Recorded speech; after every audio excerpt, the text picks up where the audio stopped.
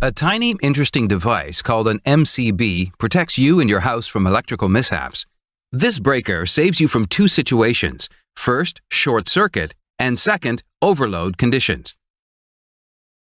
In a short circuit scenario, the MCB trips in less than 3 milliseconds and isolates the internal connections.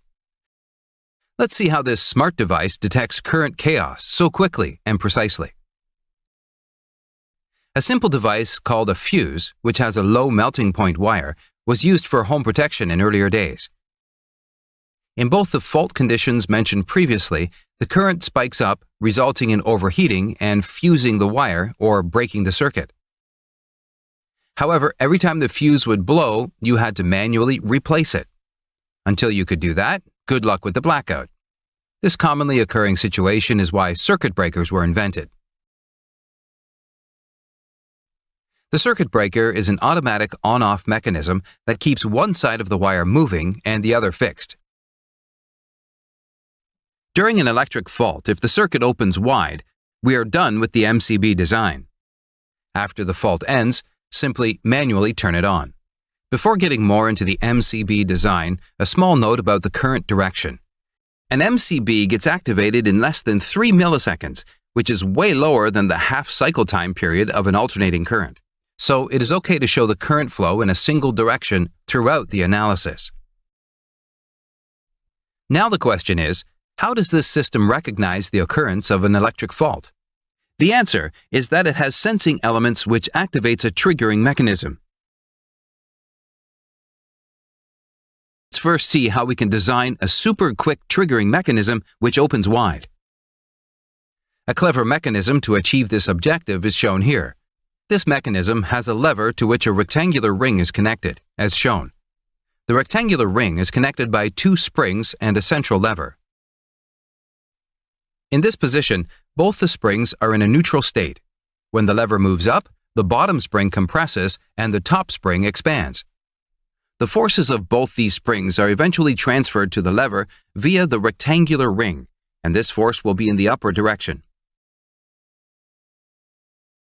As you can see, the rectangular ring is initially at a negative offset to the center of the lever. The torque produced by the force acting on the rectangular ring will be in the clockwise direction. If you release the lever in this position, this clockwise torque will bring the lever back to its initial position. However, if you push the lever farther up, do you notice anything peculiar about the offset distance? It suddenly becomes positive, which means that after a critical limit, the torque will act on it in a counterclockwise direction. When the MCB is on, this will be the position of the lever. The structure of the MCB will block the lever from rotating further counterclockwise. Now, if an external trigger turns the lever slightly, the torque on the lever suddenly becomes clockwise and the circuit opens wide quickly without the need of an external force. Here, as the operator pushes the lever down, you can see in ultra-slow motion how the mechanism operates in practice. After a small angle, the lever generates its own torque and then there is no need to apply external force. Now, the only question is, how can we generate this small input trigger or input motion when a fault occurs? The best answer is with an electromagnet. This coil produces magnetic fields proportional in nature to the current passing through them. As the current increases, the magnetic field becomes stronger.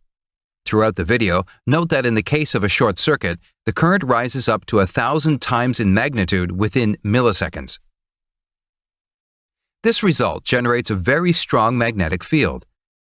An iron cylinder and pin is placed inside this electromagnet on a spring, slightly offset from its center. The strong magnetic field pulls the cylinder downward, thus pushing the pin. This tiny movement of the pin is the input trigger of the mechanism, and it leads to opening the circuit, as we discussed earlier. You might be wondering, in normal current flow, why isn't this cylinder attracted down? Well, the force in normal current flow is not high enough to overcome spring tension. whereas short circuit current can go up to 10 to 100 times the normal current. The force is quite high, so the circuit trips. The danger of fault is not over yet, folks. As soon as the contacts are opened, the current doesn't just stop flowing. The fault current is of large value and will lead to air discharge, or current will flow through the air. It is an amazing to watch and yet hazardous arc. To extinguish the arc, a component called an arc runner or arc chute is used. The arc chute is an arrangement of parallel plates arranged at small intervals. As the contacts separate, the heavy fault current flowing as an arc triggers a huge temperature rise that can cause damage. Therefore, this arc should be killed. Resistance increases with length and decreases with area. Here, we need increased resistance of the current which passes through air, which is why the distance between the contact points is kept high after the circuit opens. Since the air is hot, this arc will be pushed up. Later, the arc is divided into small chunks, thus reducing its area. With increased resistance, the arc dies away at current zero. Now let's see how the MCB prevents the second type of fault, an overload condition.